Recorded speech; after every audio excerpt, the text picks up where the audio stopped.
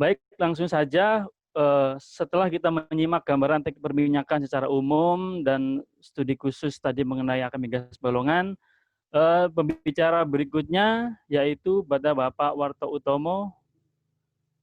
Kita akan lihat profil beliau. Ya, narasumber pada yang kedua kali ini Bapak Warto Utomo, Master Engineer, lahir di Tuban 16 September 1984, alamat Bojonegoro, S1 Fisika Universitas Brawijaya, S2-nya di Geosains Teknik Geologi UGM. Kemudian pengalaman kerjanya, beliau sudah mulai bekerja mulai tahun 2007. Jadi kalau nggak salah lulus tahun 2007, langsung bekerja tahun 2007. Jadi geofisikis di Medco, EP, kemudian di konsultan GDA, Geosains Delta Andalan, kemudian di KSO Pertamina Mogoy Wasian, dan yang terakhir di KSO Pertamina Wiriagar dari mulai tahun 2018 sampai dengan 2020. Nah, sedikit saya singgung judul yang akan disampaikan itu kira-kira itu mengenai aplikasi atau contoh real dari satu perusahaan minyak. Jadi kalau tadi gambaran umum teknik perminyakan, sekarang bagaimanakah suatu contoh dari suatu perusahaan minyak yang ada di Indonesia ini, khususnya di Pertamina. Oke, tanpa panjang lebar lagi, berikut ini waktu dan tempat kami persilakan kepada Bapak Warta Utomo, Master Engineer. Silahkan Pak. Terima kasih. Terima kasih Pak Arif. Selamat siang. Assalamualaikum warahmatullahi wabarakatuh. Waalaikumsalam warahmatullahi wabarakatuh. Ini langsung saja ya. Saya share dulu.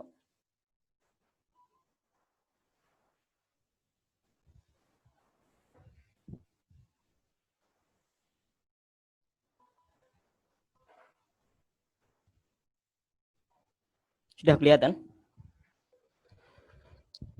Ya, sudah Pak. Oke ya.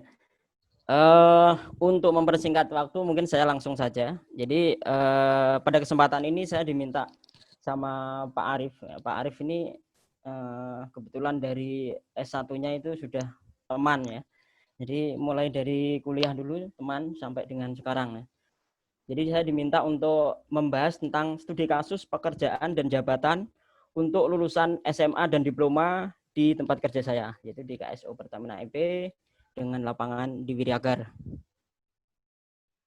Ini profil saya tadi sudah dijelaskan panjang lebar ya, saya pikir nggak perlu disinggung lagi.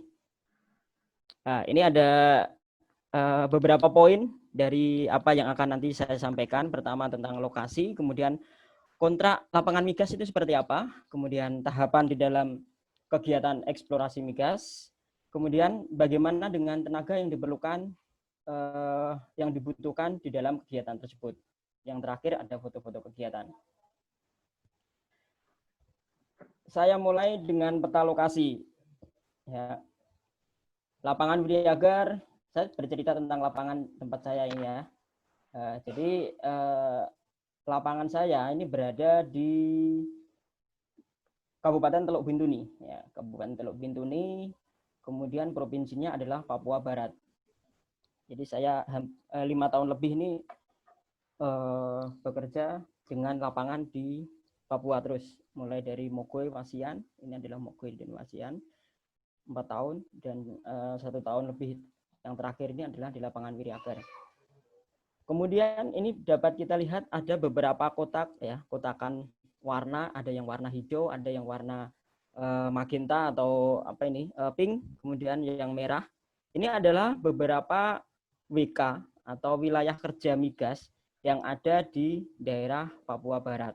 Ya, di sini kalau kita mengenal, nanti kita belajar tentang cekungan. Di sini ada cekungan Bintuni, kemudian yang bagian pucuk dari karung dari burung ini adalah Salawati, cekungan Salawati sendiri. Kemudian sebelum saya lanjut ke yang lain ya, saya ingin menjelaskan tentang WK. WK itu adalah wilayah kerja, yaitu suatu area di mana terdapat operasi kegiatan minyak dan gas bumi, baik itu eksplorasi maupun eksploitasi. Kalau eksplorasi adalah tahap awal di mana mencari minyak dan gas, kalau eksploitasi adalah bagaimana proses mengambilnya. Itu. Kemudian ada istilah KKKS atau K3S, itu adalah kontraktor kontrak kerjasama. Itu adalah suatu perusahaan atau PT yang langsung berhubungan dengan pemerintah melalui SKK Migas untuk mendapatkan kontrak wilayah kerja migas tersebut. Juga itu berikutnya ada istilah KSO. KSO itu adalah kerjasama operasi. Kalau kerjasama operasi ini lingkupnya lebih kecil ya, artinya wilayah kerja tersebut adalah milik Pertamina, kemudian operatornya adalah sebuah PT tertentu. Kemudian ada istilah lagi yang disebut dengan blok. Blok itu adalah area yang terdiri dari beberapa lapangan migas. Kemudian yang lapangan itu adalah area yang produktif, yang menghasilkan minyak dan gas. Itu adalah beberapa istilah yang sekiranya saya perlu sampaikan, karena saya melihat tadi pesertanya selain dari mahasiswa aktif dari angkatan 16, 17, 18 juga ada yang masih fresh graduate dari SMA ya. Jadi biar ada gambaran terkait dengan istilah-istilah yang nantinya mau tidak mau ketika akan belajar lebih jauh di AK Migas Balongan, ya pasti akan mendengar istilah-istilah ini ya. Terus bagaimana dengan wilayah kerja di daerah Jawa ya? Coba kita lihat. Nah, ini saya ambil peta wilayah kerja migas tahun 2018 SKK Migas. Sampai dengan sekarang sepertinya nggak terlalu signifikan berubahnya. Ini juga kita bisa lihat ya. Ini Pulau Jawa. Kemudian sebaran lokasi wilayah kerja migas itu hampir menutupi Pulau Jawa ya, terutama yang di bagian utara. Contoh ini Jawa Timur, hampir sebagian sampai ke Madura dan Laut Jawa itu tertutup oleh wilayah kerja migas. Artinya ini adalah wilayah kerja aktif, wilayah kerja migas aktif yang dioperatorkan oleh perusahaan atau PT tertentu. Ya, yang Pertamina ini adalah yang warna putih, kemudian ada titik-titiknya. Ini adalah plat merah. Kemudian yang hijau ini adalah eksplorasi. Jadi wilayah kerja yang masih dalam proses mencari minyak dan gas.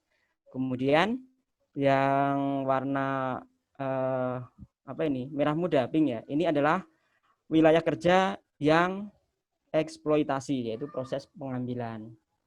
Ini adalah beberapa wilayah kerja migas di Pulau Jawa. Jadi melalui pertemuan ini saya ingin menyampaikan bahwa kita harus optimis ya. Kenapa harus optimis? Karena dengan wilayah kerja tersebut yang cukup luas ya, saya pikir lapangan kerja masih terbuka dan akan terbuka untuk siapapun yang kompeten di dalamnya. Nah, ini kita kembali lagi ke tempat di mana saya bekerja. Ini sekilas saja tentang struktur organisasi. Jadi sebuah KSO itu dipimpin oleh GM, General Manager. Kemudian di bawahnya ada beberapa manajer.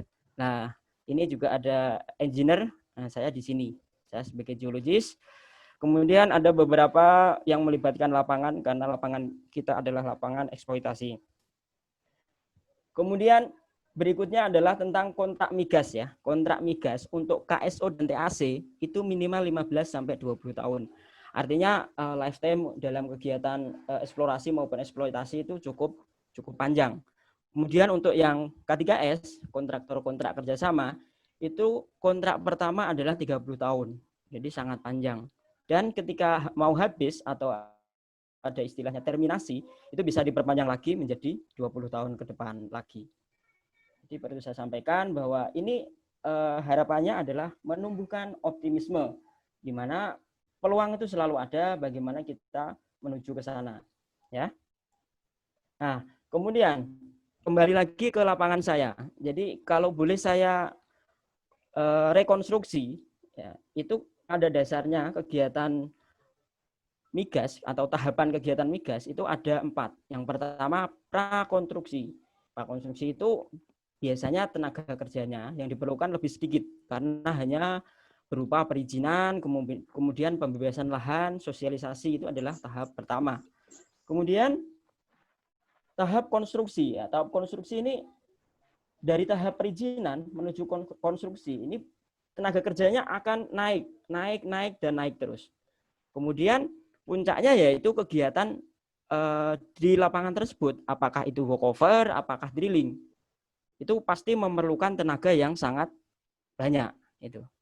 Kemudian untuk tahap berikutnya itu operasi. Nah, kalau operasi ini sudah turun lagi, tetapi pada dasarnya operasi itu akan diselingi dengan program yang disebut dengan development. Nah, jadi ketika tenaga kerjanya sudah turun, ini sewaktu-waktu akan naik lagi karena ada pengembangan. Nah, pengembangan ini bisa dengan cara mengebor atau pembuatan fasilitas produksi yang lebih besar lagi. Kemudian tahap akhir di dalam kegiatan migas yaitu pasca operasi. Ini kontraknya habis, terminasi, tidak diperpanjang. Dan rata-rata tidak demikian ya. Biasanya langsung lanjut dengan masa perpanjangan lagi. Kemudian ini contoh kasus di mana tempat saya bekerja. Jadi untuk di Jakarta S2-nya itu ada 2, kemudian S1-nya ada 11. Jadi kecil ya. Memang ini adalah KSO itu perusahaan yang kecil. Ini sebagai role model. Artinya perusahaan yang kecil aja seperti ini. Apalagi nanti kalau di perusahaan yang settle, yang perusahaan yang besar. Seperti itu. Kemudian yang di lapangan, ini yang S2 ada 1, kemudian S1-nya ada 6, kemudian SMA-nya ini HSE dan logistik ada 4. Itu yang tenaga tetap di Jakarta maupun di field. Kemudian ketika ada kegiatan yang saya katakan tadi, konstruksi, ya, seperti ini, jadi tenaga kerjanya langsung melonjak. Contoh kasus kemarin di Oktober tahun kemarin kita melakukan walkover ya. Jadi walkover 3 sumur itu tenaga yang diperlukan lebih kurang 62 orang. Nah, 62 orang dengan spesifikasi pendidikan. Contoh ini yang saya tunjukkan. SMA 45 orang, kemudian yang D3 ada 6 orang, kemudian S1-nya ada 11 orang. Ini adalah untuk kegiatan walkover sudah terlaksana pada Oktober tahun lalu. Kemudian saat ini kita sedang dalam pembuatan fasilitas produksi. Fasilitas produksi tersebut dikerjakan dengan 39 orang. Dominannya adalah dari SMA 35. Kemudian D3 ada 4 orang. Kemudian nah, ini tempat saya ini mau melakukan pengeboran. Rencananya 3 sumur juga. 1 sumur sudah pembebasan, sudah beres. 2 sumur sedang proses. Ketika ada pemboran, tenaga kerjanya akan menambah lagi. Berapa? Ya, ini 70 pekerja yang akan diperlukan ketika program pemboran nanti berjalan. Ya, itu meliputi misalkan ini SMA 53 dari 70 ya, kurang lebih hampir 85%. Ya, ini mungkin ini karena di kasusnya di daerah yang saya pikir remote ya, sehingga banyak pekerja yang mungkin secara pendidikannya sampai D3-nya pun sedikit gitu. Ini mungkin akan berbanding mungkin berbeda dengan tempat-tempat lain, tetapi ini adalah role model. Setidaknya SMA saja bisa gitu. Ini poin saya yang ingin saya sampaikan. Kemudian untuk yang D3 ada 6 orang, kemudian yang S1 11 orang. Nah, kemudian setelah pekerjaan walkover, kemudian ada drilling. Nah, ini adalah kebutuhan tenaga untuk pengoperasian lapangan. Jadi yang settle, yang day to day selama tidak ada program tambahan, kurang lebih sekitar 22 orang. Itu dengan rincian 17 manpower-nya adalah dari SMA, sisanya 5 ini dari D3. Ini adalah beberapa kasus, ini real kasus ya. Real kasus yang sudah terjadi adalah 62 pekerja dan 39 saat ini. Nah, kemudian kita akan mengadakan atau melaksanakan drilling itu estimasi di bulan Oktober. Ini nanti begitu moving ke sana ya pasti 70-an orang pasti akan melakukan pekerjaan drilling tersebut. Ya. Itu terkait dengan tenaga kerja studi kasus di mana saya bekerja di KSO Pertamina dengan lapangan Wiryagar di Papua Barat. Nah, ini contoh-contoh foto kegiatan. Yang biasanya kalau setelah meeting kadang narsis juga ikut foto gitu ya. Nah, kemudian kadangkala ketika kita di lapangan itu harus melepas alma mater. Alma mater bukan alma mater kampus ya, tapi coverall dari perusahaan. Kadangkala untuk keamanan, alasan keselamatan kita harus menggunakan seragam seperti biasa. Nah, ini contoh kemarin, ini di foto sebelum kegiatan walkover berlangsung. Ini di bawah subsurface ya, di bawah meja ini, di meja rig. Nah, ini contoh, ini pada saat tes, ya, sebetulnya ini agak sedikit menyalahi prosedur ya, karena tangki Fastprot belum jadi kita harus melakukan tes produksi. Jadi kita menggunakan tangki yang warna biru. Ini sebenarnya tidak dianjurkan karena tangki warna biru itu peruntukannya untuk hal yang lain. Nah, ini contohnya ketika ada dua rekan saya sedang sounding untuk mendapatkan level minyak, untuk memperoleh rate minyak tersebut berapa, ya. Nah, ini ada kunjungan dari PEP pusat juga. Ini kita kita foto, kita dokumentasikan di depan sumur yang dilakukan walkover. Nah, kadangkala ketika kita ke lapangan, kebetulan lapangan saya ini cukup jauh ya. Jadi dari Manokwari itu harus 8 jam perjalanan darat. Kemudian nginep semalam, setelah itu melanjutkan perjalanan laut dengan kerubut. Itu menempuh 4,5 jam sampai 5 jam. Ya, ini kalau kapten kapal ini atau kerubutnya ini ngantuk sedikit atau malamun, ini bisa kejadian seperti ini, yaitu kandas ya. Bisa kandas karena di muara depan sungai tersebut itu cukup ketika surut. Nah, ini contoh persiapan rig berdiri ya dalam kegiatan walkover. Nah, ini setelah kegiatan 3 sumur, ada W3, W4, dan W5. Nah, ini beberapa fasilitas produksi yang tadi dijelaskan sama Bu Desi juga bagaimana membuatnya buat fasilitas produksi. Ya, ini membutuhkan waktu yang tidak sebentar. Mulai dari tangkinya, ini ada header manifold, ini ada separator, ini ada gas boot juga di sini. Ini tampak dari depan, ini tampak dari belakang. Ya. Kemudian, nah ini contoh pengelasan yang dilakukan oleh welder, salah satu subkontraktor ya, yang sedang mengerjakan penyelesaian fasilitas produksi. Nah, ini juga jadi ada kegiatan pemindahan pipa produksi untuk dilakukan pengelasan dari sumur menuju ke fasilitas produksi. Nah, demikian presentasi dari saya. Mungkin kalau boleh saya tarik garis ya, setidaknya ada 3 poin ya. Yang pertama, bahwasanya ini adalah studi kasus.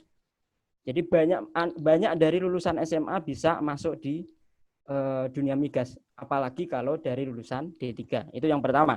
Yang kedua, kita harus berpikir positif ya. Kita harus berpikir positif, kita harus tetap optimis dan harus semangat untuk menuju ke sana. Ya, artinya semangat belajar, semangat menuju ke sana.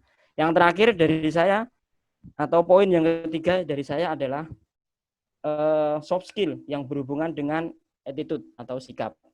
Jadi sikap ini akan mempengaruhi. Yaitu sikap itu sebenarnya adalah bagaimana perilaku kita selama di rumah, selama di kampus, itu akan kebentuk dengan secara sendirinya. Dan ketika di dunia kerja, attitude itu rata-rata nggak bisa diubah, ya, rata-rata nggak diubah. Contohnya yang paling sederhana adalah kedisiplinan.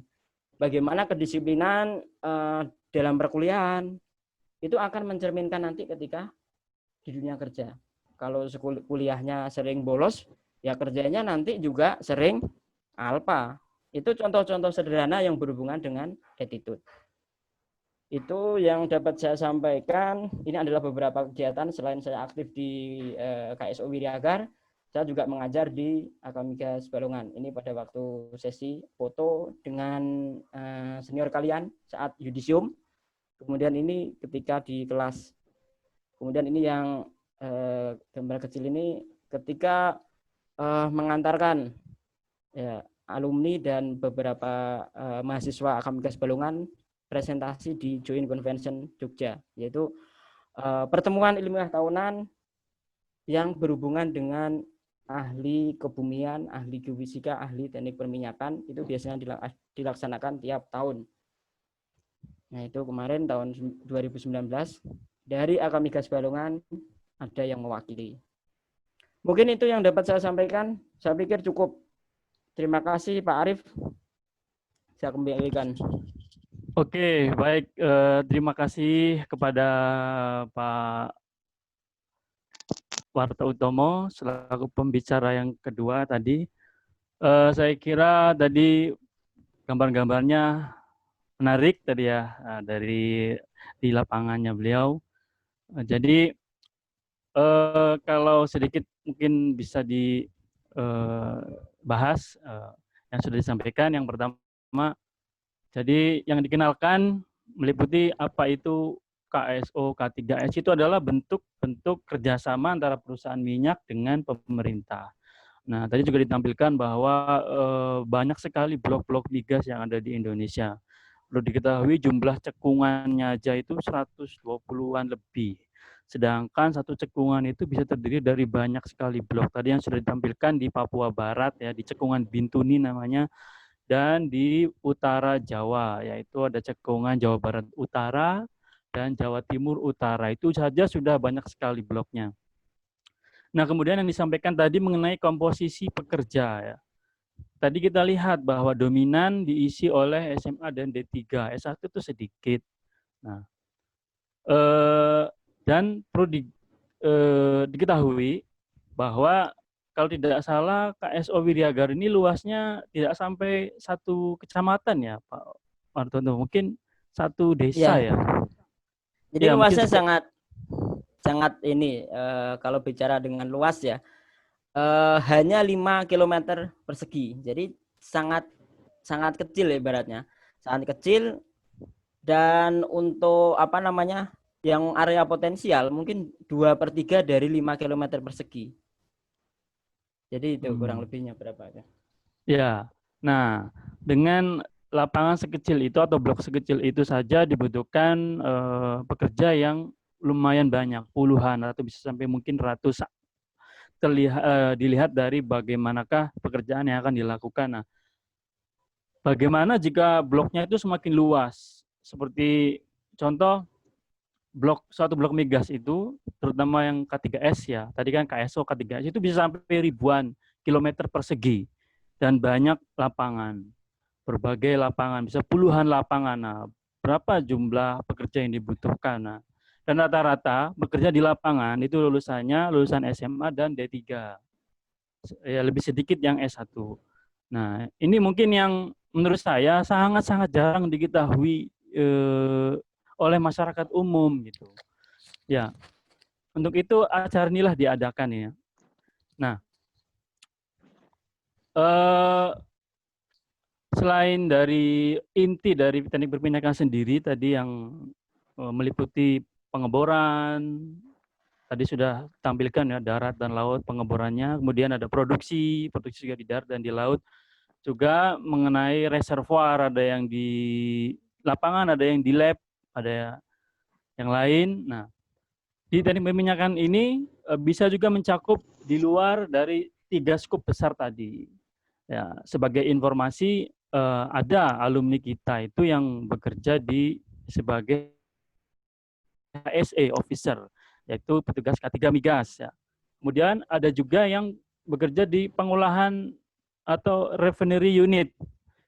Salah satu yang sudah hadir di sini yaitu Lutfi Rizal angkatan 15 ya, wisuda tahun kemarin, kemudian sudah kerja di RU 6 Balongan. Beliau sudah hadir, nanti akan kita minta juga menyampaikan sepatah dua kata kepada peserta yang hadir di sini. Nah, jadi skupnya meskipun intinya itu pemboran, produksi, reservoir, entah itu di lapangan, di warehouse, atau di lab, tapi juga bisa di luar, tapi yang masih berhubungan dengan migas. Ya. Nah, untuk itu sesi berikutnya, ini sesi pembicara terakhir. Ya. Setelah ini silahkan untuk para peserta bertanya. Namun sebelum sesi pertanyaan dibuka, saya ingin menyapa dulu siapa saja alumni yang sudah hadir. Untuk yang pertama tadi sudah hadir, saya lihat sudah ada Mbak Linda Handayani dari angkatan 11 ya. Kemudian dari angkatan 14 ada Supanca Deputri, ada Muhammad Akbar Anugrah, ada Muhammad Hisam Adiwilaga, kemudian ada Ayub Asprila ya. Kalau yang belum saya sebut tolong nanti muncul ya, awas kalau nggak muncul. Kemudian dari angkatan 15 yang paling muda baru lulus ini tadi saya lihat ada Irfan Maulana dan Lutfi Rizal. Ya, untuk itu saya ingin memberikan kesempatan kepada yang pertama, yang paling senior dulu nih, kepada Mbak Linda Handayani ya. Jadi tolong sampaikan nanti Mbak bagaimana ketika kuliah dan setelah lulus itu bagaimana sih, mungkin sekitar beberapa menit, silakan pada Mbak Linda Handayani. Silakan Mbak. Ya, terima kasih Pak Arif atas waktunya dan juga terima kasih untuk Pak Warto untuk kesempatannya. Kalau bukan karena Pak Warto, saya mungkin nggak ada di webinar ini kali ya. Karena ini jujur baru pertama kali saya berinteraksi kembali dengan adik-adik kelas dan teman-teman akamiga sekalian. Jadi pertama-tama di sini saya bukan mau menggurui, cuma ingin sharing aja, sekedar sharing sedikit terkait pengalaman kerja saya yang belum seberapa sih sebenarnya. Kalau selama perkuliahan itu sendiri, sebenarnya saya sama lah dengan mahasiswa-mahasiswa yang lain ya. Tidak terlalu menonjol juga sih sejujurnya. Dan juga setelah lulus itu saya belum kepikiran untuk langsung kerja. Justru malah setelah sidang, saya mau mencari bakat yang lain. Bukan bakat sih sebenarnya. Mau mencari kebiasaan yang lain gitu. Contohnya saya ikut ke English Village di Jawa Timur kalau nggak salah. Jadi saya belum mikirin kerjaan, iya betul. Belum mikirin kerjaan tuh Bu, jadi masih mau explore yang lain lah. Baru mikir kerjaan itu setelah banyak teman-teman yang udah mulai kerja. Nah di situ udah challenge-nya tuh.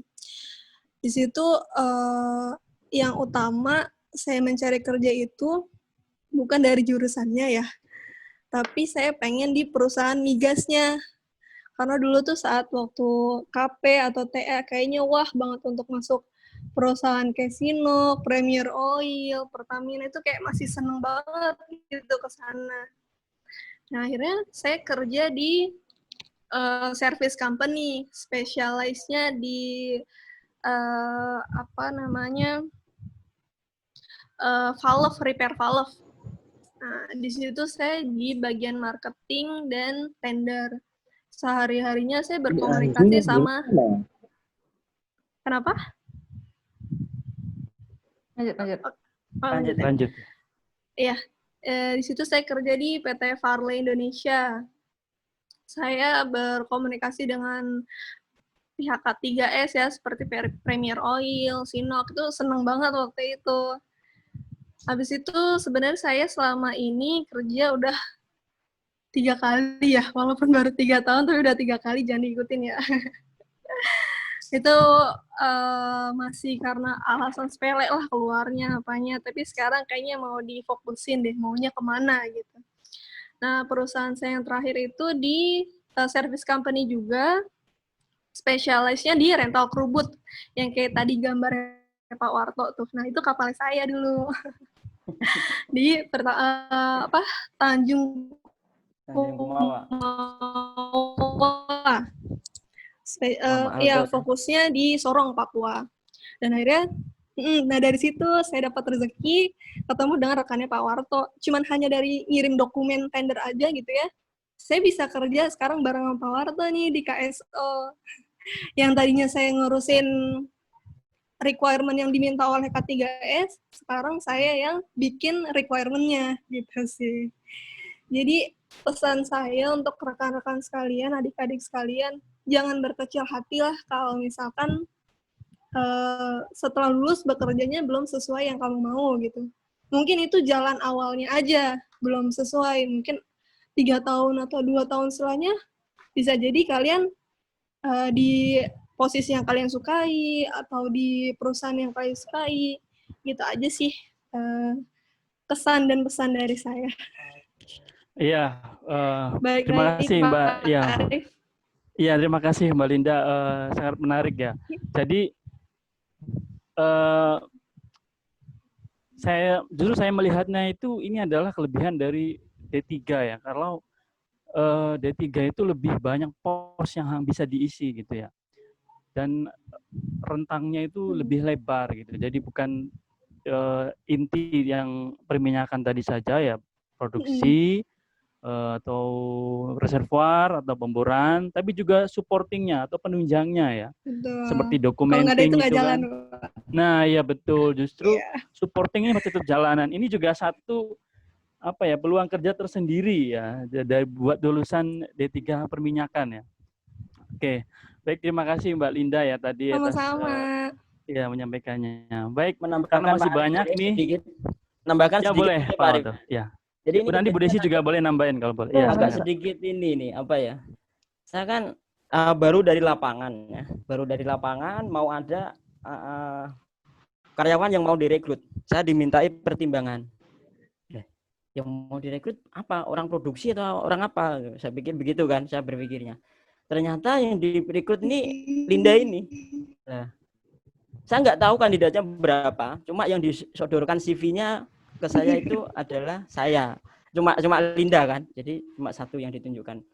Terus saya dipanggil juga sama Pak GM, dimintai, nggak tahu kok tanyanya ke saya, nggak tahu juga. Gitu saya lihat CV-nya AK Migas Balongan, saya langsung ya Pak, recommended. Saya langsung bisa bilang gitu aja. Itu aja Pak Arif. Oh ya, baik Pak Warto. Intinya adalah kekuatan dari alma mater ya, kekuatan dari alma mater ya. Kalau yang saya lihat juga rekan-rekan atau alumni yang Kamigas yang lain itu sangat kuat sekali apabila dia sudah lulus, kemudian punya relasi, nah kakak tingkatnya, biasanya kakak tingkatnya yang dulu satu organisasi atau satu teman kelas gitu, itu akan menarik temannya gitu. Dan saya lihat itu hampir ya banyak sekali lah, bukan hampir semua tapi banyak sekali kasusnya seperti ini. Teman mengajak teman. Nah, semakin banyak alumni kita yang bekerja, maka akan bisa menarik adik-adiknya. Bukan hanya sudah kerja ya, tapi ketika mencari tempat tugas akhir, kerja praktik, saya lihat itu banyak sekali yang mengandalkan relasi dari kakak kelasnya ya. Ya alhamdulillah alumni Kamigas Balongan ini sampai sejauh ini sekitar 2.000 orang ya. Ya sekitar di atas 50-67% itu sudah bekerja semua. Dan ini menjadi nilai lebih ya. Saya juga nggak nyangka awalnya ketika ngajar di Kamigas Balongan itu, saya lihat kampusnya ini kok terpencil nih. Tapi ternyata 100% yang tugas akhir itu semuanya di perusahaan. Tidak semua yang kuliah itu, terutama S1, itu kuliah tugas akhirnya itu tidak semuanya di industri. Tapi di Kamigas Balongan ini wajib di industri. Itu nilai lebih. Kalau tidak di industri tidak boleh. Justru kalau kita tidak langsung terjun studi di industri, justru malah tidak dapat pengalaman, malah cuma hanya di kelas. Nah, jadi intinya alma mater sangat penting sekali ya, terutama relasi tadi. Apalagi misalnya nanti ada yang daftar dari Kamigas Balongan lagi lulusannya, Pak Warto yang jadi review ya, udah pasti kan, meskipun ada dari kampus lain gitu. Karena kalau sudah bekerja, yang dipertimbangkan itu bukan hanya kepinteran ya, bukan. Orang pinter tuh banyak, tapi bagaimana yang sekiranya match, ya kita bagaimana sih pengen berteman, berpartner, pasti carinya itu yang seirama lah dengan kita itu ya, supaya tiktaknya itu bisa lancar gitu. Mungkin itu, karena masih banyak, saya akan persilakan selanjutnya yang sudah hadir dari angkatan 14 ya. Ada 4 orang, saya kasih kesempatan dulu. Yang pertama siapa dulu nih? Supanca dulu ya, karena sudah hadir duluan ya, Supanca Deputri. Supanca Deputri ini lulusan terbaik ketika wisuda 14, kemudian Akbar Anugrah ini lulusan nomor 2. Saya persilakan kepada Supanca Deputri dulu, silakan Supanca. Oke. Assalamualaikum warahmatullahi wabarakatuh. Waalaikumsalam Waalaikumsalam warahmatullahi warahmatullahi wabarakatuh. Terima kasih kepada Pak Arif dan Kak Tomo yang telah memberikan kesempatan untuk saya, dan makasih juga buat Pak Muji, Bu Desi, dan Pak Pupung. Salam kenal juga buat teman-teman semua. Saya selanjutnya dari angkatan 14. Sebenarnya apa ya, buat motivasi kalian buat kerja itu, benar kata Kak Arif, itu pintar aja tuh nggak cukup. Jadi tapi belajar juga harus di nomor satukan. Jadi intinya tuh kalian selama kalian kuliah atau selama kalian dalam proses pembelajaran itu ya harus dijalani dengan sungguh-sungguh gitu. Nah, dan prestasi itu penting, tapi pergaulan juga jauh lebih penting. Jadi selain kalian menonjolkan prestasi, kalian juga harus menonjolkan, maksudnya kalian juga harus misalnya berorganisasi. Terus nggak cuma di organisasi juga sih, sebenarnya kalian harus memperluas relasi, kayak ya mungkin jangan pilih teman gitu, siapa aja ditemenin gitu, karena siapa tahu rezeki kalian tuh ada di salah satu teman kalian itu gitu. Terus dan di dunia kerja itu gimana? Oh ya, saya sebelumnya juga belum kerja di migrasi pribadi. Saya masih di general industry di bagian sub company.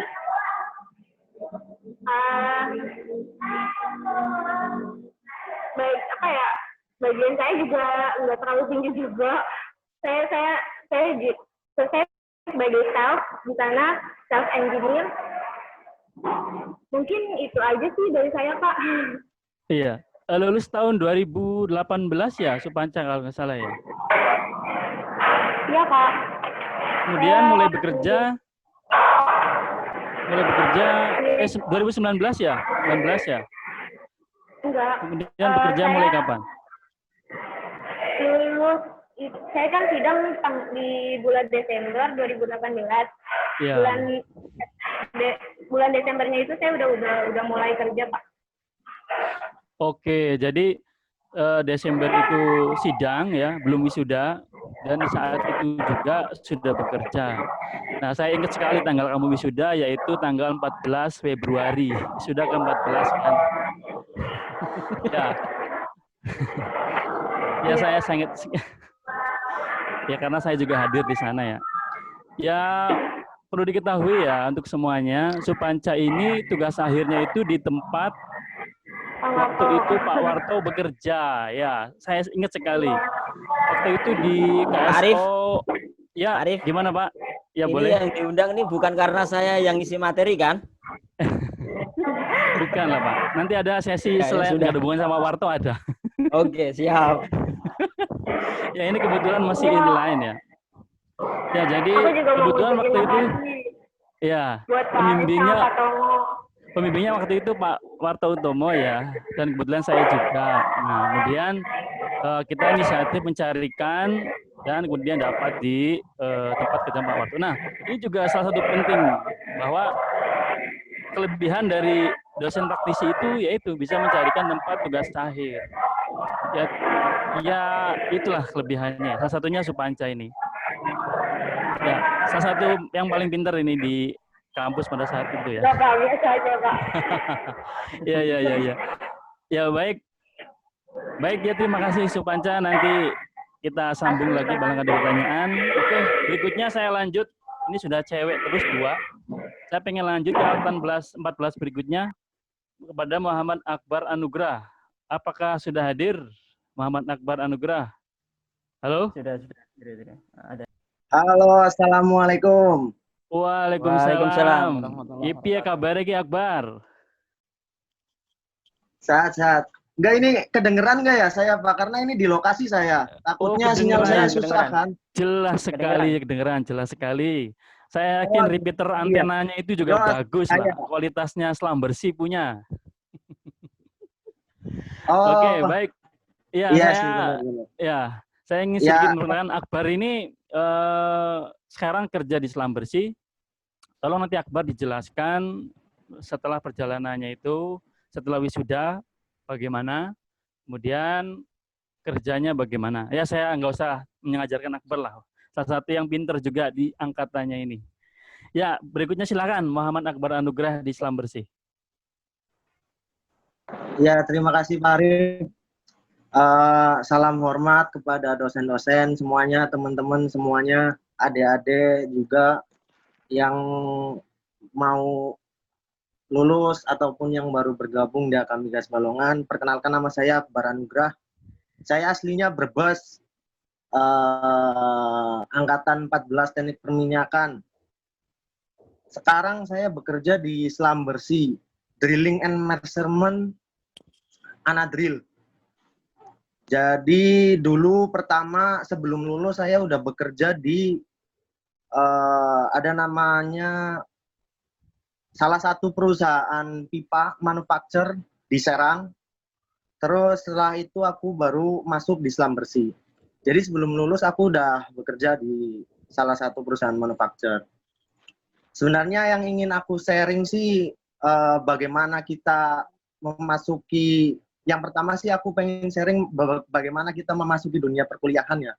Saya jujur berterima kasih sih terhadap Akamigas Balongan karena treat me how to survive, bagaimana aku berjuang untuk bisa meraih cita-cita, karena kalau nggak di Akamigas Balongan mungkin pun aku sekarang nggak ada di Selam Bersih. Dulu keras ya kehidupan di Akamigas Balongan pas saya di sana. Nggak, maksudnya bagaimana aku menjalani di sana gitu. Jadi aku mencoba aktif dalam organisasi, aku mencoba aktif dalam perburuan prestasi. Ya alhamdulillah, tanpa lelah kebahagiaan pun akan datang. Jadi tetap semangat, dimanapun kita berada, perjuangan itu harus selalu ada. Itu yang pertama. Terus setelah memasuki dunia kerja, dulu aku sempat sebelum wisuda pun aku udah wawancara di Kosel, China Oil Field Service Limited. Tapi aku gagal kan. Sempat ini juga sih, maksudnya kayak sedih gitu kan. Kok bisa aku di Kosel aja gagal, sedangkan cita-cita aku dulu di Selam Bersih. Nah, terus akhirnya aku masuk di perusahaan manufacture itu kan. Masuk di perusahaan manufacture, ya udah aku try. Aku daftar Selam Bersih. Untuk for your information that aku daftar Selam Bersih pun itu 3 kali. Jadi yang pertama itu aku gagal, yang kedua aku gagal, dan yang ketiga kali itu aku baru masuk.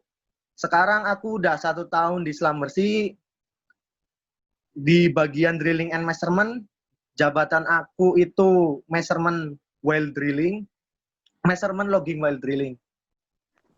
Paling seperti itu aja sih. Untuk teman-teman semuanya, tetap semangat, sukses selalu. Doa orang tua itu nomor 1. Itu. Terima kasih Bapak Arif, Bapak dosen semuanya. Akamigas Balongan, I'm so missing all of you. Oke, baik Akbar Anugrah dari site. Iya, baik dari lapangan ya. Ini live dari lapangan Akbar Anugrah. Dari lapangannya ini di Kalimantan ya, di Delta Mahakam ya, delta yang sangat besar di Indonesia. Betul kan ya? Oh iya. Ya. Ya, Kalau oke. kemarin aku di Delta Mahakam, Pak. Ini sekarang aku di Pertamina Hulu Sanga-Sanga, dulu Faiko. Oh, berarti ke utaranya aja ya? Iya, ini lagi di darat sih. Lagi di darat ya. Jadi dari Kalimantan Timur ke Sanga-Sanga ya. Baik, perlu diketahui Iya, benar, Pak. bahwa ya Akbar ini selain IPK-nya tinggi juga menjabat sebagai Presiden BEM waktu itu. Betul kan Akbar ya? Benar, Ya, Pak. ya, jadi perlu diketahui juga rekan-rekan semua bahwa tadi Sufanja juga sudah menyampaikan bahwa bukan hanya IPK, bukan hanya prestasi di kelas yang dikejar, tapi juga prestasi di luar kelas. Kenapa? Di kelas kalian diajarkan, kita ini diajarkan mengenai bagaimana perminyakan, tapi di luar bagaimana kita berinteraksi. Jadi anggap aja kakak angkatan itu sebagai atasan. Kita belajar menghadapi atasan di perusahaan. Sedangkan adik kelas kita belajar menghadapi di bawah kita, bawahan kita. Ya kurang lebih kehidupan dimanapun seperti itu ya. Jadi belajar dan berorganisasi seimbang itu sangat bagus sekali. Mungkin Akbar, mungkin next bisa lebih panjang lagi. Cerita Akbar ya. Oke, Pak Arif, kalau mau ada pertanyaan mungkin bisa sekarang ya. Untuk aku, kalau semua mangga ya aku izin ini dulu ya karena ada mau yang dikerjain gitu. Ya, jadi begini aja, Pak, nanti silakan kerja dulu, nanti kalau misalnya sempat lagi silakan gabung lagi gitu aja. Akbar ya udah. Oke, ya, Pak. Oke. Terima kasih banyak ya. Mohon maaf dia nggak bisa sampai selesai ya. Ya, nggak apa-apa, Akbar. Ya. Kita terima kasih sudah bisa Terima kasih, hadir. Akbar. Ya, Akbar. Sip, Oke, sukses. terima kasih. Sukses selalu Ya. semuanya. Assalamualaikum warahmatullahi wabarakatuh. Waalaikumsalam warahmatullahi wabarakatuh. Oke, lanjut lagi kita berikutnya ada Hisam Muhammad Hisam Adiwilaga, angkatan 14. Silakan Hisam, langsung saja ya. Silakan. Halo? Iya, Pak. Ada suaranya, Pak? Ada. Silakan dari Ada. lab. Tadi Ya. lapangan, sekarang dari lab. Silakan. Ya, Assalamualaikum warahmatullahi wabarakatuh. Waalaikumsalam warahmatullahi wabarakatuh. Terima kasih kepada dosen-dosen Akademi Minyak dan Gas Balongan, Bapak Arif, Bapak Warta Utomo, Ibu Desi, yang sudah mengajak atau mengadakan webinar ini. Jadi saya juga alumni Akademi Gas Balongan, angkatan 14, teknik perminyakan. Nama saya Muhammad Hisam Adiwilaga, dan sekarang saya sudah bekerja di COSL, China Oil Field Service Limited, di bagian lab, Pak, di divisi lab.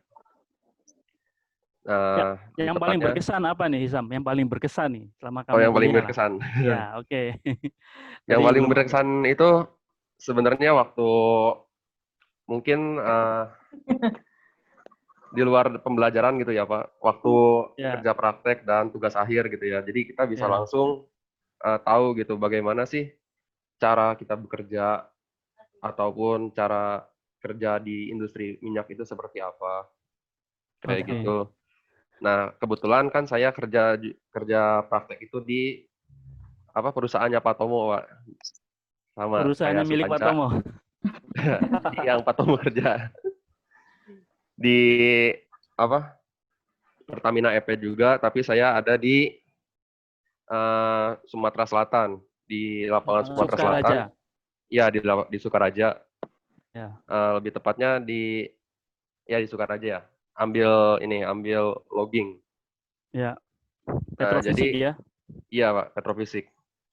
Jadi ya kita tahu aja gitu, bagaimana sih cara bagaimana orang perminyakan itu bekerja, cara orang geologis itu bekerja, cara orang K3 itu bekerja, seperti itu. Jadi pas udah masuk kerja yang sungguhan ini gitu, udah nggak terlalu kaget juga gitu, Pak. Iya. Benar.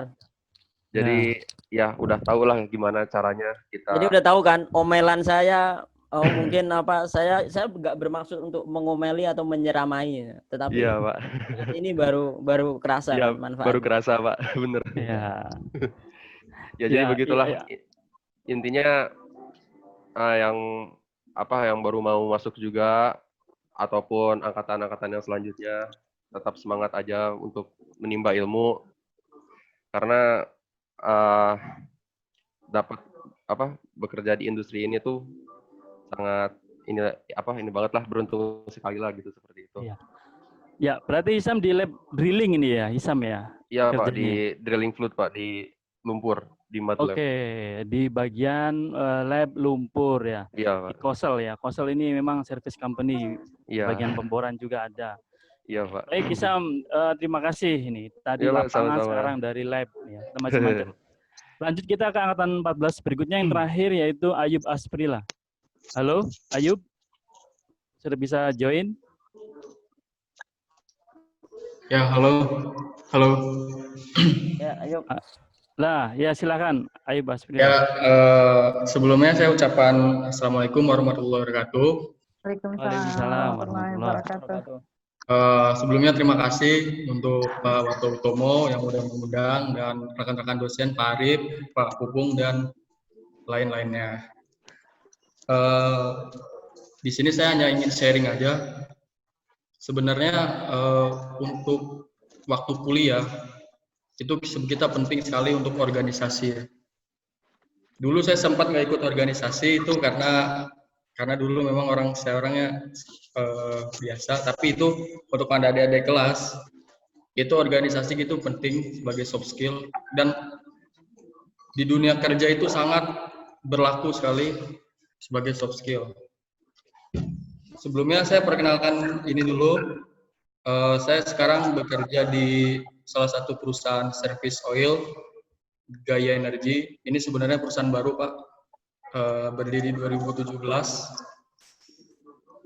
Di bidang Di bagian apa, Ayub, sekarang ini? Saya di service engineer, Pak. Maksudnya service engineer-nya di bagian valve, Pak. Valve, flow line, high pressure, hydrotest. Untuk high pressure. Ini juga ya, tadi si Mbak Linda tadi juga awal-awalnya kan di bagian valve juga, tapi bagian support. Kalau kamu di valve-nya ya, valve engineer-nya ya, di engineer. Ya, untuk jadi kayak semacam rebuild kit part, terus shoot. Itu sih, Pak. Iya. Ya, terima kasih Ayub. Saya tahu Ayub ini juga ibaratnya mungkin bisa mewakili dari yang di kampus termasuk pendiam ini. Dari Hisam sama Ayub ini termasuk yang pendiam gitu. Kalau yang Akbar tadi itu sudah kelihatan lah di kampus itu vokal gitu. Ya jadi ya, Pak. Ya jadi intinya sih pada akhirnya pada mengakuin gitu, soft skill itu penting ya. Jadi padahal di kampus itu sudah ada fasilitas kan ya, ada belajar di kelas dan juga di organisasi. Terima kasih Ayub ya. Kita sudah memetakan tadi. Ya. Bahasa Inggris itu penting, Pak. Bahasa Inggris. Ya, betul. Penting banget. Ya. Contoh tadi Akbar, kita tadi dengar kan, beliau dari Brebes kan, nggak akan lepas logat Brebesnya itu. Tapi bekerja di Selam Bersih gitu, yang notabene itu bos-bosnya itu pasti dari Prancis sana ya. Ya berbahasa Inggris. Ya, belum diketahui bahwa perusahaan servis terbesar di dunia itu setahu saya itu 2. Yang satu Halliburton, Amerika punya, satunya Selam Bersih Prancis. Halliburton itu disebutnya kalau kalian kerja di sana darah merah ya. Tapi kalau Selam Bersih itu darah biru ya, itu istilah ini aja. Karena 2 ini pemilik penguasa perusahaan servis terbesar. Oke, terima kasih kepada angkatan 14 ya. Karena waktu yang kurang banyak, saya berharap juga next ini jangan kapok, nanti akan kita undang lagi sebagai pembicara ya. Ya, oke. Lanjut kita ke angkatan 15. Saya ingin menyapa yang pertama ada Irfan dulu ya. Irfan Maulana atau Lutfi dulu ini. Terserah Lutfi Pak, dulu lah. Aja dulu. Boleh Lutfi juga, Pak. Bebas Irfan aja dulu deh. Irfan yang sudah duluan gabung deh. Saya kasih kesempatan kepada Irfan Maulana sekarang ada di mana kerjanya? Ya. Ya silakan Irfan. Ya, assalamualaikum warahmatullahi wabarakatuh. Waalaikumsalam semuanya. warahmatullahi wabarakatuh.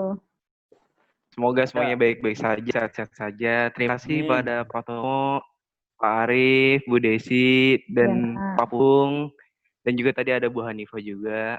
Saya perkenalkan diri, saya Irfan Maulana. Saya asal dari Karawang. Saya alumni angkatan 15 dari Akamigas Balongan Teknik Perminyakan. Saat ini saya bekerja di PT Adiawinsa Automation Technology sebagai HSE Officer. Sebenarnya melenceng sih, saya termasuk orang yang murtad dari jurusan saya.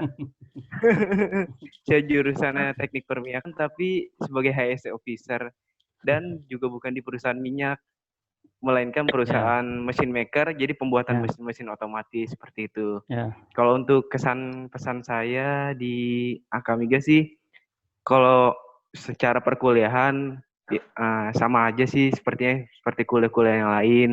Cuma di sana tuh mengajarkan benar sekali untuk soft skill itu benar-benar. Jadi saya pun mendapat kerja dari relasi saya, dari teman seangkatan saya. Jadi di sisi lain selain kita harus belajar, intinya kuliah itu kan belajar. Di sisi lain juga kita jangan lupa untuk main. Itu penting. Biar merefresh otak, untuk merefresh semua yang ada di pikiran, yang beban menjadi beban. Terus merefresh dan menjalin relasi dengan kawan-kawan baru, entah dari background-nya apa, seperti apa orangnya. Kita berteman saja semuanya dan jadi relasi, dan alhamdulillah jadi salah satu pembuka pintu rezeki saya di dunia kerja, seperti itu. Baik, Jadi Irfan. Gitu Pak, kurang lebih Pak. Oke, baik Irfan. Kamu wisudanya berarti Iya, tahun benar. kemarin ya, bulan April ya, kalau nggak salah, atau bulan Desember saya Pak wisuda. Desember tahun 2019. 19. Oh, baru beberapa bulan yang lalu ya? Baru anget Pak. Oh, Iya, baru. masih anget. Jadi Ya, itu baru setelah saya wisuda, kan masih nganggur kan. Januari saya mengambil sertifikasi HSE K3 umum. Nah, setelah Januari, Februari saya mendapat kerja sebagai HSE officer, seperti itu. Oke, ya termasuknya kalau hanya nunggu sebulan dari wisuda sih, sebulan 2 bulan sih nggak lama lah ya. Kan Iya. main dulu tadi katanya, jangan lupa main ya. Iya benar Pak, jangan banget lupa itu. Pak, itu penting Pak. Iya, jadi bisa dikatakan Irfan ini perwakilan dari mahasiswa yang organisasinya tidak begitu aktif, tapi kuliah dan main jangan dilupakan gitu. Jadi enjoy lah. Nah, itu Macam-macam ya mahasiswa itu. Malah Enjoy. lebih banyak lagi macam-macamnya kalau kita ada di kampus sebenarnya. Tapi ya terus terang saya ikut senang juga ya kalau dengan keadaan kayak gini. Nah, ini dari HSE ya, artinya sudah menyimpang nih. Harusnya Iya, Pak. sih idealnya memang dari prodi sebelah ya, prodi Fire and Safety. Nah, iya Pak, benar. Iya, tapi nggak masalah kan. Pada dasarnya pun kita sudah diajarkan juga ada mata kuliahnya ya di TP. Jadi iya, benar, range-nya itu bukan hanya inti tapi juga bisa melebar yang lain. Nah, oke, terima Benar, kasih Pak, Irfan ya. Saya berikutnya ke yang terakhir, ke alumni yang terakhir yaitu Lutfi Rizal. Nah, Lutfi Rizal juga angkatan 15 ini, wisudanya bareng sama Irfan Maulana. Tapi dia sekarang juga sudah bekerja, kerjanya di RU, di Refinery Unit. Nah, bisa dikatakan ini agak sedikit melenceng juga dari core utamanya ya. Bukan murtad lah ya, bukan, tapi agak sedikit beda mazhab lah, jangan murtad ya, serem. Ya, jadi kalau tadi si Irfan tadi di HSE, ini di RU, yang mana idealnya itu memang dari prodi sebelah juga ya, Tekim, tapi prodi kita pun bisa masuk ke sana gitu, karena ada mata kuliahnya juga teknik refinery, seperti yang disampaikan oleh Bu Desi tadi.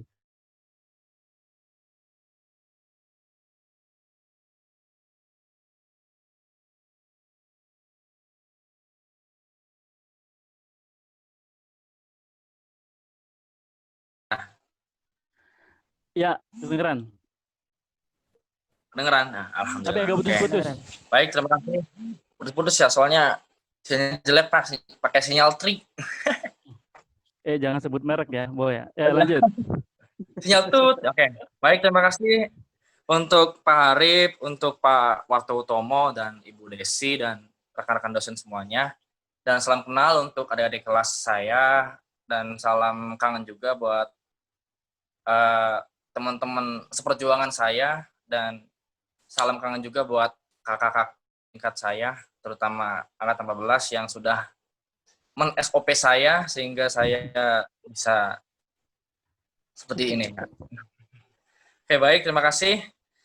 Sebelumnya perkenalkan, nama saya Lutfi Rizal Firmansyah, saya dari angkatan 15, teknik perminyakan C15, yang alhamdulillah sekarang saya di RU6 Balongan, saya di bagian oil movement atau pergerakan minyak di divisi TBM atau tangki blending dan metering. Jadi kerjaan saya itu yang pertama itu menyiapkan feed, kayak menyiapkan setting setting crude-nya tuh, kira-kira CDU itu mau minta yang berat berapa, SD-nya berapa gitu. Jadi saya yang mengatur. Terus flow-nya berapa, kira-kira CDU-nya itu seneng gitu, nggak teriak-teriak. Oke, di pergerakan oil ya kebanyakan. Mulai kapan kalau Lutfi di RU6? Kalau saya itu saya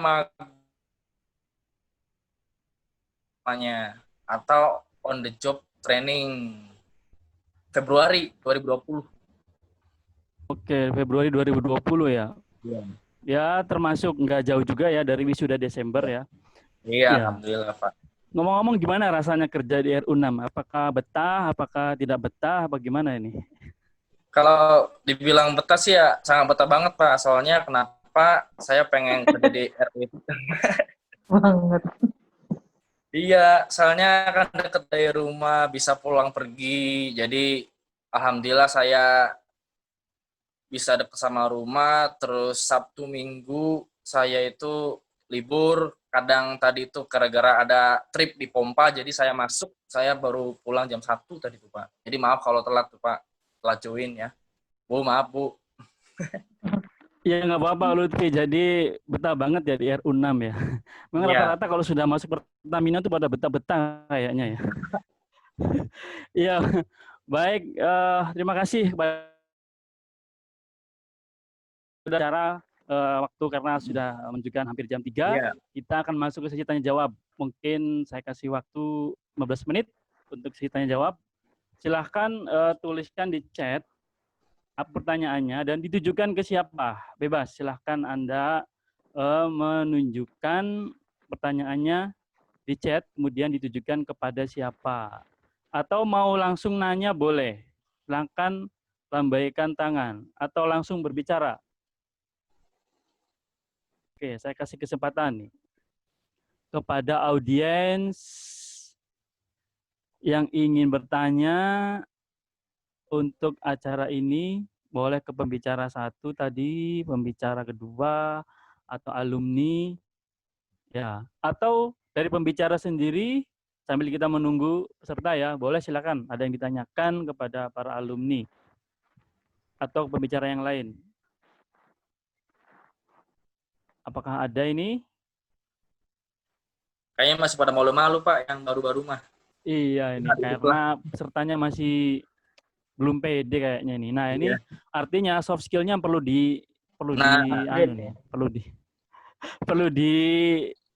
ya nanti tahu lah. Nanti kalau ketika sudah masuk Akademi Gas Balongan nanti ya seperti yang tadi sudah berbicara tadi di depan kamera tadi itu ya. Jangan malu-malu ya. Udah benar-benar yang namanya berbicara di depan umum, bergaul itu yang sangat penting sekali ya. Kita pinter, tapi tidak bisa ngomong. Ini sudah saya sering sebut di kelas nih. Kita pinter nggak bisa ngomong ya nanti jadi pekerja aja terus selama-lamanya tidak akan naik ya. Tapi kalau imbang antara kalau misalnya pinter ngomongnya saja, tidak ada skill IQ-nya ya akan jadi humas selama-lamanya nanti ya. Tapi kalau seimbang antara keterampilan hard skill dan soft skill, ini karirnya akan lebih tinggi lagi. Nah, kesempatan ini selalu maksudnya kesempatan belajar hard skill dan soft skill ini dua-duanya ini bisa didapatkan selama kuliah sebenarnya ini. Dan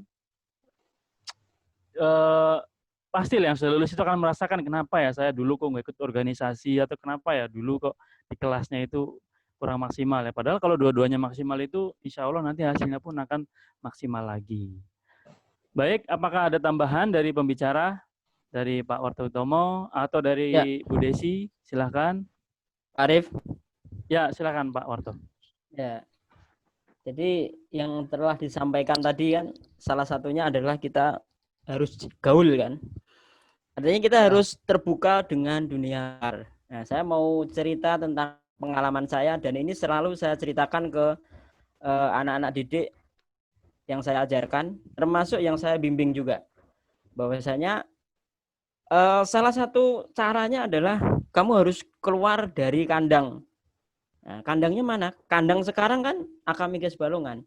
Jadi kalau kamu ingin dikenal orang, harus keluar dari kandang Akademi Gas Balongan. Artinya apa? Ya, ikut aktif di dalam karya tulis ilmiah atau lomba lain dari kampus, misalkan akan diadakan oleh UI, diadakan oleh Trisakti, monggo silakan. Atau asosiasi ilmu keahlian ya. Misalkan yang saya sebutkan tadi ahli geofisika, ahli perminyakan, ahli geologi. Itu tiap tahun ada annual meeting atau pertemuan ilmiah tahunan. Disitulah kesempatan yang harus kalian maksimalkan.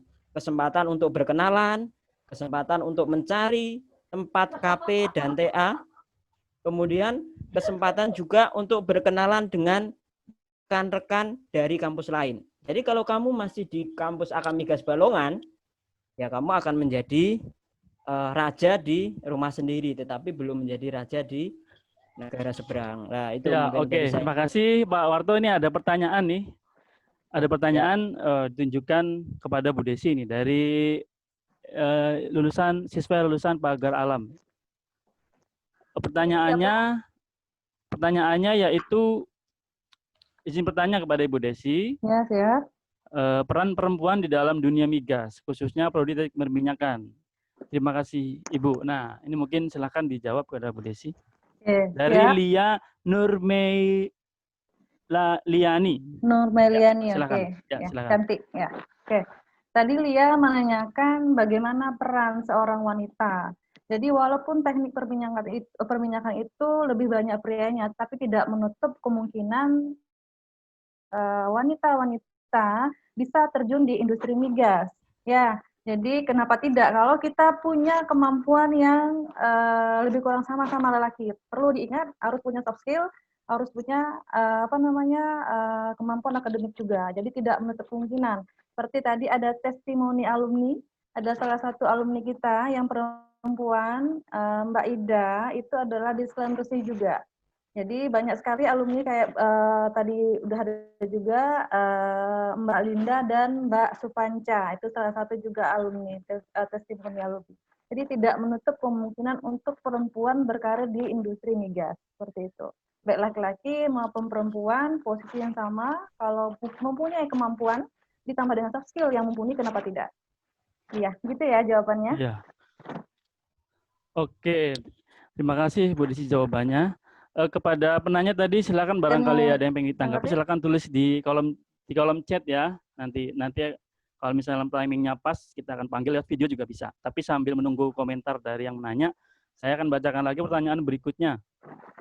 Apa saja dari Muhammad Rizky Palia, SMA Negeri 3, Kota Pagar Alam, Sumatera Utara ya? Bukan Sumatera Selatan ya, Pagar Alam. Sumatera Selatan. Ya. Sumatera Selatan ya harusnya, iya. Oh, nanya sama saya ya? Ya boleh. Apa saja organisasi di Akamigas Balongan? Baik. Jadi di Akamigas Balongan itu ada organisasi internal dan eksternal. Nah, seperti biasa ada BEM yang menaungi semua organisasi yang ada di Akamigas Balongan. Selain BEM juga ada himpunan mahasiswa tiap program studi. Ada 3 program studi ya, tadi perminyakan, persepti, dan teknik kimia. Nah, khusus hanya di teknik perminyakan ini ada 2 suborganisasi. Yang satu adalah seksi mahasiswa yang di bawah langsung koordinasi dari IATMI ya, Ikatan Ahli Teknik Perminyakan Indonesia. Dan satu lagi suborganisasi di bawah IMHATEP itu, Himpa Perminyakan ya, yaitu SPIC, Society Petroleum Engineering Student Chapter ya. Jadi teknik perminyakan Akamigas Balongan ini sudah connect dengan IATMI ya, ahli perminyakan di Indonesia dan juga di level internasional, dan ini hanya di prodi teknik perminyakan. Jadi kalau yang SPIC tadi salah satunya HISAM tadi ya, HISAM yang sudah di SPI.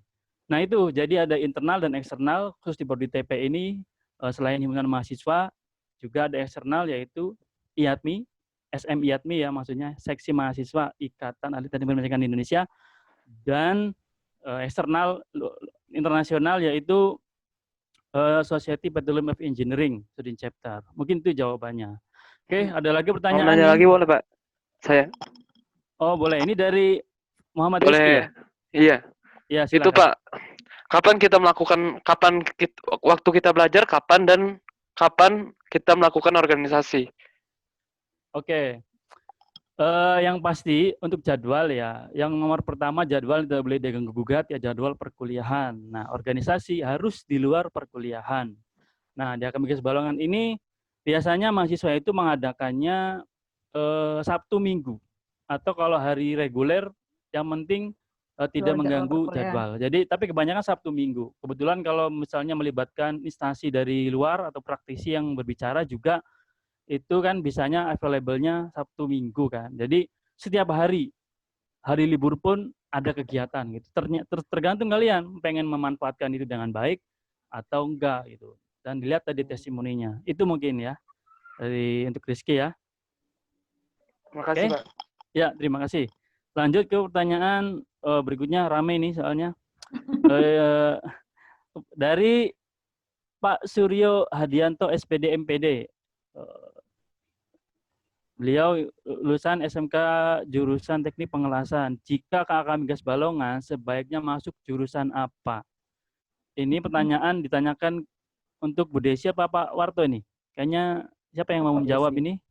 Bu Desi aja, boleh silakan Bu Desi. Siap. Terima kasih kepada Pak Suryo. Kalau ditanyakan ke saya, karena sesuai sama background, ini bisa enggak? Karena sesuai sama background dan sesuai dengan apa yang kami paparkan tadi, ya kami mengarahkannya ke teknik perminyakan seperti itu. Jadi di kita sendiri ada teknik kimia, ada fire and safety, dan ada teknik perminyakan. Konsentrasinya adalah migas. Dan di kita, seperti yang tadi saya telah jabarkan, mahasiswa dari teknik perminyakan bisa kerja sebagai staff officer, juga bisa sebagai di teknik refinery, seperti itu Pak. Jadi ruang lingkup kita adalah sangat luas, tidak hanya terpaku pada industri hulu, tapi juga skop yang sangat luas yang lainnya. Mungkin seperti itu Pak Arif? Ya, baik, terima kasih Bu Desi. Perlu diketahui alumni jumlah terbanyak itu memang dari prodi teknik perminyakan. Di AKM Migas Balongan ini terbanyak memang, dan setiap tahun itu rata-rata dari awal sampai akhir itu selalu yang terbanyak itu teknik perminyakan. Ya gitulah. Saya takut kalau berlebihan takut diprotes sama prodi sebelah. Jadi saya biasa aja. Baik, lanjut ke penanya berikutnya yaitu Ananda Fevi Sylvia. Assalamualaikum, saya ingin bertanya kepada Kak Linda, Mbak Linda Handayani ya, bagaimana kakak survive di dunia kerja yang banyaknya kerja itu laki-laki? Pengalaman kakak maksudnya. Ya, silahkan Mbak Linda. Iya, makasih untuk pertanyaannya. Sebenarnya dari awal kerja itu, aku emang udah mindsetnya nggak mau ke lapangan. Karena satu dan lain hal lah, panas, dan segala macamnya. Jadi emang fokusnya di... Ya. Iya, betul. Jadi memang fokusnya mau di kantor aja gitu. Nah, untuk survive-nya saya sendiri masih belajar ya, karena saya punya pengalaman tuh kerja di setiap perusahaan belum lama-lama, jadi di bawah setahun semua. Jadi masih agak labil juga lah saya. Nah, sekarang ini saya lagi belajar juga nih, mau fokus di satu perusahaan aja, mau saya tekunin di satu jurusan aja, posisi itu aja gitu sih. Jadi kalau untuk survive, sebenarnya jalanin aja dulu, fokusnya itu maunya seperti apa. Nah, dari situ bisa jalan dengan sendirinya aja sih. Menurut aku sih gitu ya. Oke, jadi mungkin sedikit nambahin boleh? Ya, boleh, silakan. Jadi tadi siapa yang nanya tadi? Ananda Fevi Sylvia. Oke, Ananda, dari awal kita masuk prodi teknik perminyakan, kita sudah tahu ini background-nya pasti banyak laki-laki semua, teman-teman juga banyak cowok-cowok semua. Dari sana kita juga sudah membiasakan diri bagaimana caranya berteman, bagaimana caranya bersosialisasi. Jadi ketika di lapangan itu sudah terbiasa, tidak ada masalah seperti itu. Itu adalah namanya perempuan di teknik. Jadi tidak setengah-setengah. Bulatkan tekad dulu kalau mau masuk teknik, ya ruang lingkupnya mau nggak mau harus laki-laki. Tidak ada perempuan semua, tetapi ruang lingkupnya laki-laki. Rata-rata laki-laki. Seperti itu, Pak. Ya, jadi bisa dikatakan biasanya kalau cewek yang masuk teknik itu ya, akan disilakan strong gitu ya Bu ya. Ya. Karena sudah terbiasa menghadapi teman-temannya laki-laki, pergaulannya bagaimana. Ya yang penting bisa menjaga diri. Saya yakin bisa menjaga diri, bisa survive lah ya. Oke, mungkin itu ya. Selanjutnya saya bacakan lagi dari Rizky Andalusi. Izin bertanya kepada Kak Irfan Maulana, pengalaman bagaimana mengatasi sesuatu yang bukan keahliannya, seperti mendapat pekerjaan yang tidak sesuai dengan jurusannya. Silahkan kepada Irfan Maulana. Masih join? Halo? Irfan? Masih di mute. Masih di mute? Irfan silakan di unmute dulu. Oh iya, maaf Pak, maaf. Oke. Silakan Irfan. Gimana Pak? Ini ada yang nanya bagaimana intinya mengatasi pekerjaan atau masalah yang mana beda dengan jurusan yang kita punya. Kamu kan di HSE, sedangkan kamu kan di perminyakan. Nah, gimana itu? Ya silakan. Jadi kalau mengatasinya gimana dari kita untuk beradaptasi ya Pak. Jadi dari kitanya ada sebuah challenge, sebuah keinginan untuk belajar sesuatu yang baru tuh jadi lebih menarik gitu. Jadi kita juga untuk menjalani juga semangat gitu Pak. Seperti itu. Ya. Untuk HSE kan agak sedikit gimana Pak? Ya oke, intinya show up ya, expose yourself. Exposure aja gitu. Jangan malu-malu itu kalau tantangan gitu. Oke, baik. Intinya sih jangan malu-malu ya. Justru kalau kamu malu-malu, apalagi zaman-zaman sekarang ya, malah nggak kelihatan kan ya. Harus speak up. Iya, Pak, benar. Kayak orang itu tahu, tapi speak up-nya juga yang benar supaya dilihatnya orang ini ngomong tapi benar gitu. Ada pepatah mungkin diam itu emas, tapi berbicara yang benar adalah berlian. Berlian lebih mahal daripada emas. Mungkin itu ya. Jadi speak up, jangan malu-malu. Kita bisa, asalkan kita berbicara dengan benar. Oke, itu mungkin next pertanyaan berikutnya. Izin bertanya, kalau dari jurusan IPS masuk di AK Migas Balongan, jurusan apa saja yang bisa dimasuki anak IPS? Nah, siapa yang mau menjawab nih? Kira-kira. Siapa? Bu Desi mau menjawab. Boleh, Pak. Boleh, ya silakan Bu. Oke, ntar saya baca lagi pertanyaan tadi. Jadi jurusannya IPS, Bu. Dari siapa tadi? Dari Endang Pudiastuti. Endang Pudiastuti ini sama namanya sama Mbak Puji ya? Izin tanya, kalau dari jurusan IPS masuk dari AK Migas Balongan, jurusan apa saja yang bisa dimasuki IPS? Sebenarnya karena kita perusahaan swasta, kampus swasta, dimanapun kampus swasta yang namanya saringannya tidak terlalu seperti PTN. Jadi tidak masalah masuknya dari IPS untuk teknik perminyakan sendiri, tetapi harus benar-benar diniatkan. Jadi tidak hanya sekedar masuk, tetapi harus disertai dengan motivasi juga. Belajar basic dari perminyakan itu rata-rata itu adalah IPA, rata-rata, tapi tidak menutup kemungkinan untuk IPS. Ini sebagai sharing session aja. Dulu pas waktu saya S1 punya teman yang dari IPS. Walaupun di awal-awal mereka sedikit kelimpungan, untung di kitanya punya matrikulasi. Jadi matrikulasi itu adalah pengenalan tentang basic-basic seperti fisika dasar, seperti itu. Kimia dasar, matematika teknik, seperti itu diajarin di matrikulasi. Nah, setelah matrikulasi nanti, anak-anak tersebut atau yang dari IPS harus survive. Gimana nih caranya nih, biar saya jangan ketinggalan. Harus banyak-banyak berlatih dan belajar. Mungkin seperti itu, Pak. Oh ya, oke, terima kasih Bu Desi. Saya mau menambahkan juga, saya pernah punya bimbingan, mahasiswa bimbingan itu dari IPS. Saya kira dia dari IPA, karena dia hitung-hitungannya lumayan pinter juga itu. Nah, ternyata saya tanya dia dari IPS. Itu bisa diartikan berarti memang jurusan itu tidak masalah. Yang penting itu tadi ada kemauan untuk belajar. Nah, saya mungkin suatu saat akan saya panggil atau akan kita panggil ya untuk saya berbicara di depan forum ini, yang mana dia jurusannya IPS, masuk ke teknik perminyakan dan sekarang kerja di mana sebagai apa. Ini menarik sekali ini ke anak-anak IPS.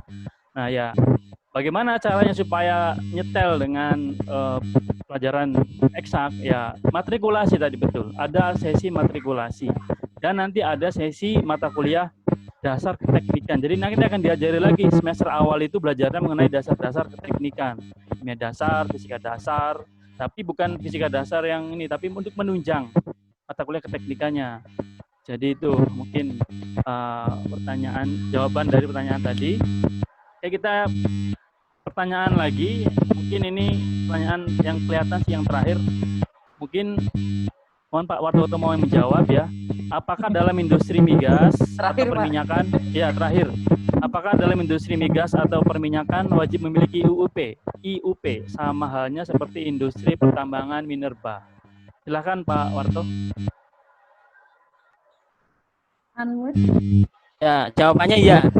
Cuma kalau IUP itu berlaku untuk di pertambangan, kalau di migas itu kita harus, setiap perusahaan harus punya NIB, nomor induk berusaha, di mana di situ akan ditampilkan bidang usahanya tersebut. Jadi ada bidangnya adalah bidang pertambangan minyak dan gas bumi. Biasanya begitu. Itu wajib sebelum kontrak dengan entah itu KSO TAC maupun K3S. Seperti itu Pak Arif. Oke, terima kasih Pak Wartotum atas jawabannya. Baik, itu tadi adalah pertanyaan terakhir. Sebenarnya saya yakin nih masih banyak pertanyaan nih, cuman karena waktu yang sudah terbatas, bentar lagi juga asar ya. Tapi saya yakin dari 2 jam selama kita mengadakan acara ini, saya yakin banyak sekali manfaat yang bisa didapatkan. Insya Allah acara ini juga nanti akan ditampilkan di channel YouTube dari Adpik ya, nanti mungkin akan, atau dari yang lain.